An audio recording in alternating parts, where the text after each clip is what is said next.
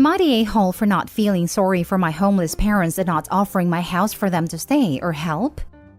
My 30 female parents had me at age 15.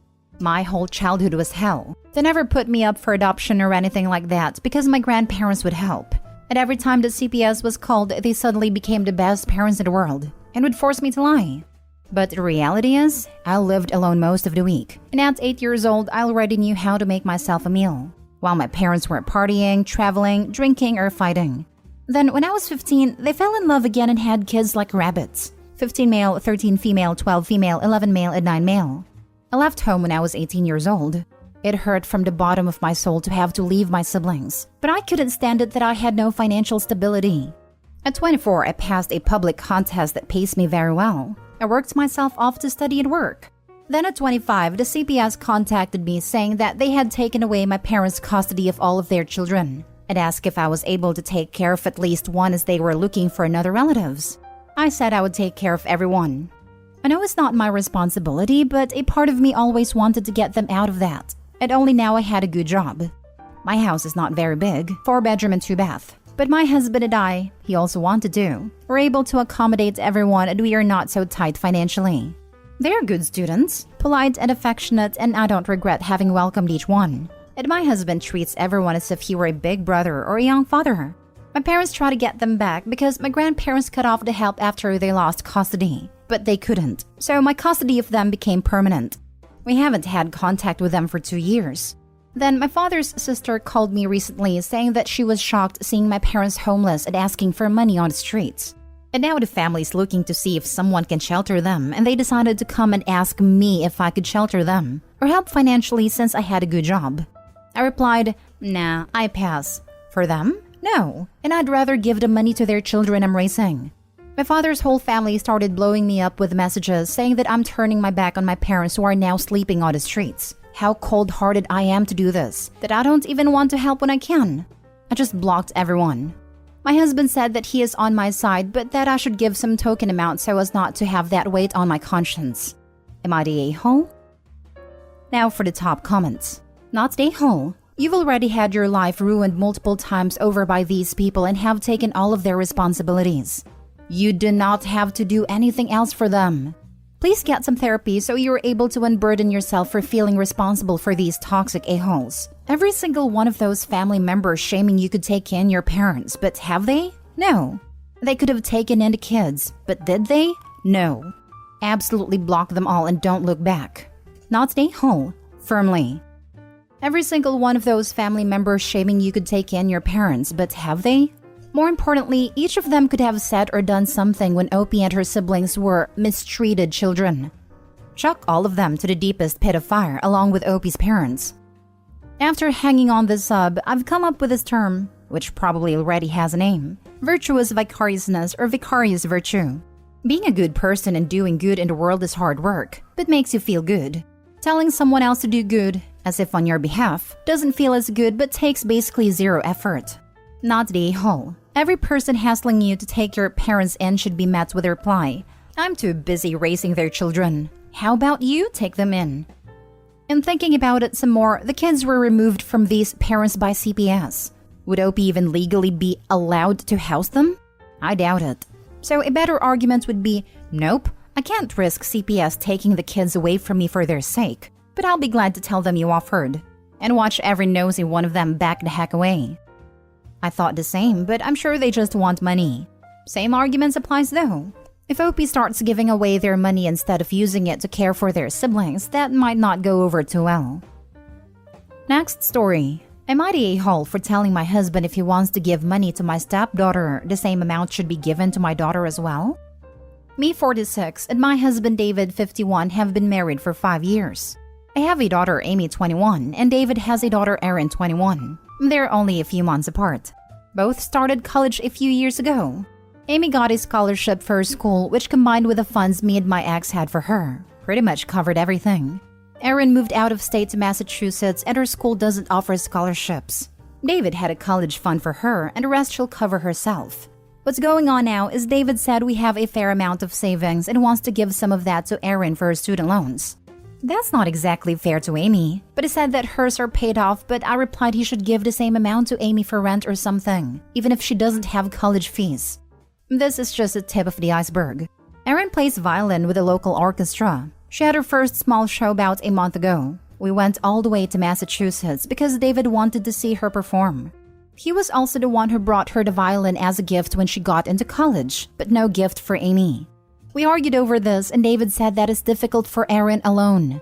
I replied that then she should have stayed here instead of running off to a different state and picking up things like violin to show that she's better than everyone. He got really mad at me for saying that. I'm just trying to be fair, but am I the a-hole? Where is Erin's mom? It is sounding to me like you think Amy should be getting money from 3 parents and Erin gets support from 1 parent. You married when these kids were practically adults. And your our savings, did that start from scratch when you married or did one or both of you bring savings to the marriage? Erin's mom died when she was 3. It's a joint account we both contribute to and brought into when we got married. David had more savings initially and he earns more than me, so say around 75-25.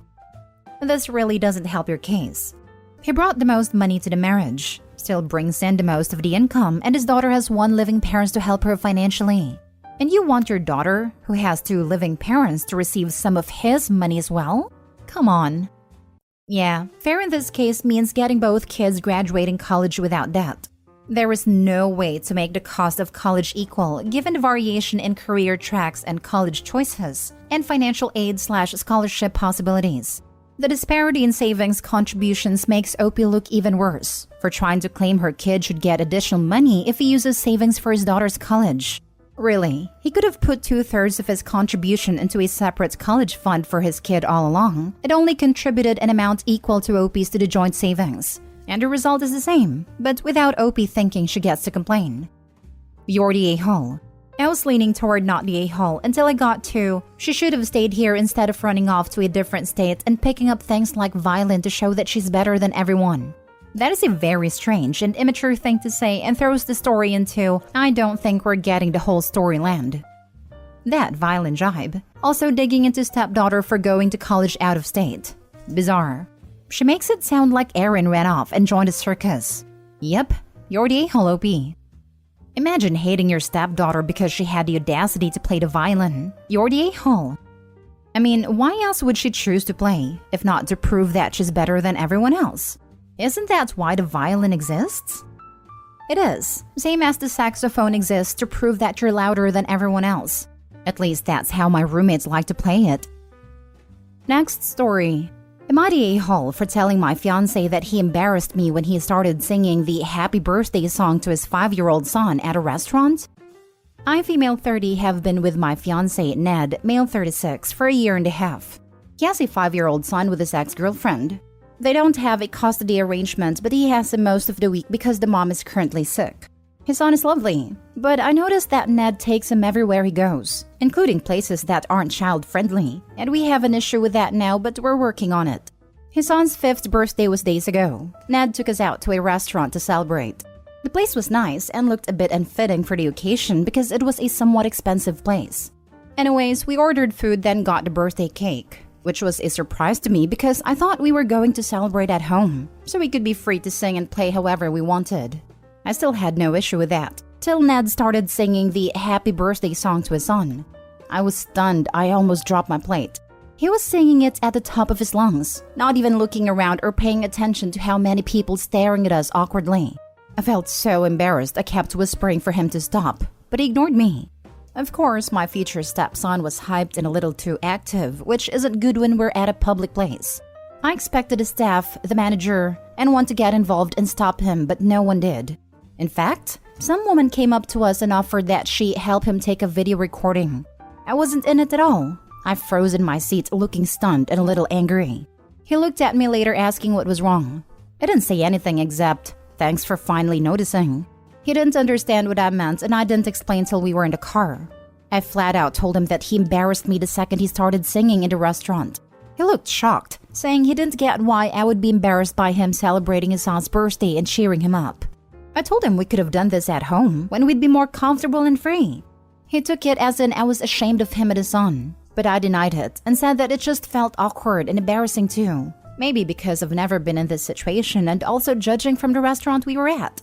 He said that his son's mom is sick and he's trying to do all he can to cheer him up, and that all families do that. But no one had an issue with that except me. Then when I tried to explain, he got mad and said he no longer felt like talking.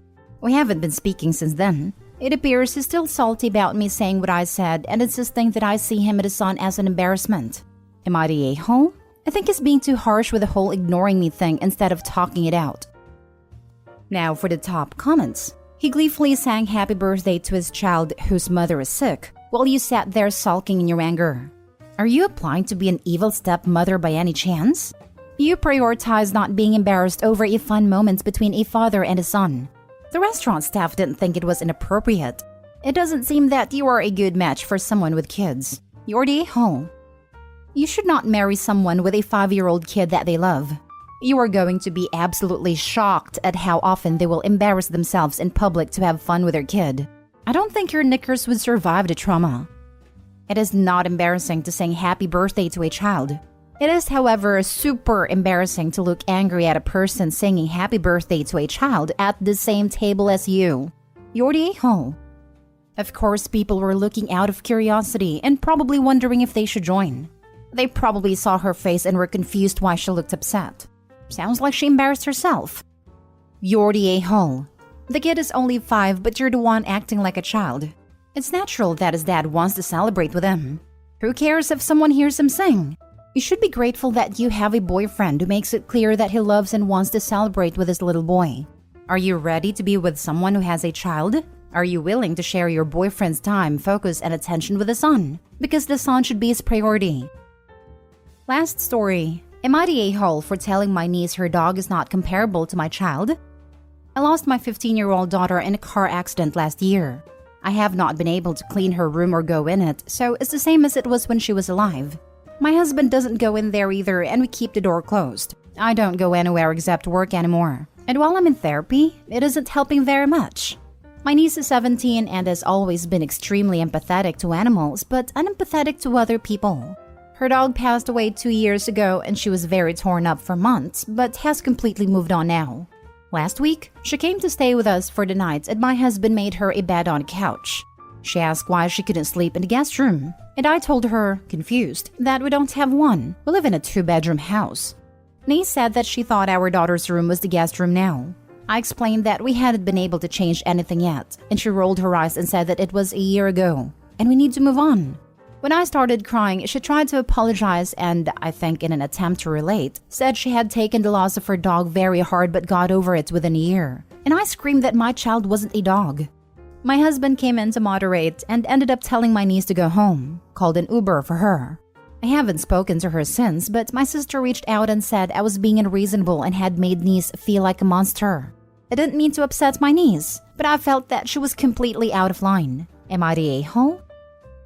Not the a-hole, and I'm so sorry for your loss. Your niece is young and maybe was trying to relate to you with the only experience she's had. Until you've lost a child, I have. You cannot possibly understand the depth of sorrow. Please try to forgive her. She meant well. But forgiving her ignorance does not mean moving on or cleaning out that room. You take as long as you need. Hopefully OP sees this. But the niece is definitely an a-hole. Who rolls their eyes and says it's been a year and that her aunt should get over it? Let's not use her age as an excuse. She knew she was being rude, and that was a completely inappropriate thing to do. I would have called my sister and asked her to take the kid home.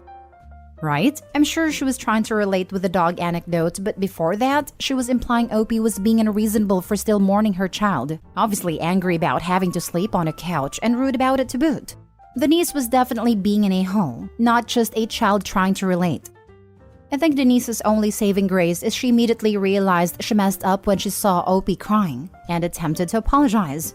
Some people in those situations just try to dig in with their point of view. Not the a-hole. Please accept my profound sympathy for the tragic loss of your daughter. I'm sure it's devastating and the experience is life-changing. Being told to get over it is unrealistic. May you find solace soon. Niece's panic indicates to me she was way over her head when she said those things to you. She probably tried to find common ground but ended up making it worse. And you're right, not the same things. Also wishing you peace and healing, OP. Not the a-hole. No matter the niece's intention, her comments were completely out of line. Given the circumstances, I don't think anyone can fault you for your reaction. She is young, not a child. She can comprehend that there are consequences for her actions. Her words were flippant and callous. The niece and your sister should be more concerned about how she hurt you plus apologizing, versus making you feel bad for how she feels.